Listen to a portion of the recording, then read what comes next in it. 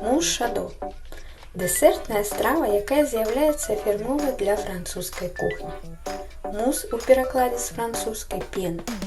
На Беларусі мусы былі вядомы яшчэ ў 19 стагоддзі.